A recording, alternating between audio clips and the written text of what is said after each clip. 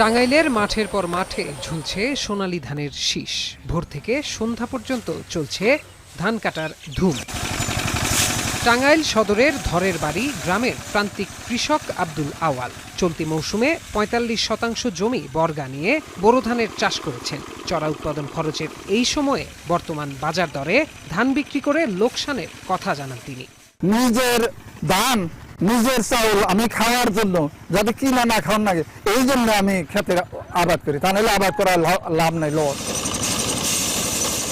আগের তুলনায় হাল চাষে বেড়েছে খরচ, এছাড়া কীটনাশক ও সারের দামও বাড়তি, তার উপর রয়েছে শ্রমিকের মজুরি। সব মিলিয়ে উৎপাদন ব্যয় বেড়েছে।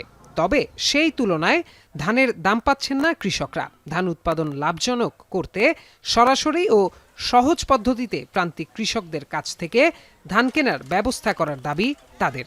কারেন্ট বিলের দাম বাড়ায় দেয়, সারের দাম বাড়ায় দেয়, ট্রাক্টরের বিল বাড়তি, সব মিলাই দেখা যাচ্ছে প্রতি বছরই আমাদের ধান উৎপাদন করতে লসই হয়, লাভ হয় না। 100 টাকা 120 টাকা ডিসিমাল ধান ধরে এই মেশিনে ধান কাটা নাকি কামলানো এইগুলা খরচা দেওয়াটা একটু আমাদের পক্ষে একটু অসুবিধা হইতো দেখে এই জন্য নিজেরাই কইরা দইছি।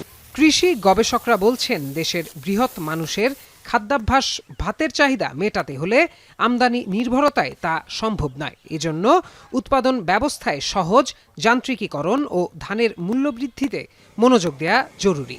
আমাদের প্রথাগত যে কৃষি ব্যবস্থা, সেইখান থেকে আমাদের আধুনিক কৃষি ব্যবস্থা, বিশেষ করে যদি বলি মেশিনাইজেশনের মধ্যে যদি আমরা এটাকে নিয়ে আসতে পারি, সেক্ষেত্রে আমাদের এই কৃষকরা উপকৃত হবে।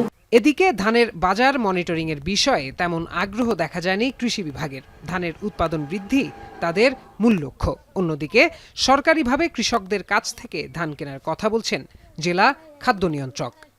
অতি সত্ত্বরে আবার এই মেশিনগুলো যখন ডিস্ট্রিবিউশন শুরু হবে এবং কৃষকরাও যেহেতু এটাতে লাভবান হচ্ছে, তারাও নিজেরাও এই মেশিনগুলো হয়তো সমিতির মাধ্যমে, যেহেতু দাম একটু বেশি, একটু সমিতির মাধ্যমেও তারা যদি কিনতে পারে, তাহলে আশা করি যে ভবিষ্যতে এই কৃষকের যে উৎপাদন মূল্যটা আসলে এটা অনেক কমে আসবে। অ্যাপসের মাধ্যমে আমরা আবেদন যারা আগে করবে তারাই আমাদেরকে সরকারি গুদামে ধান দিতে পারবে।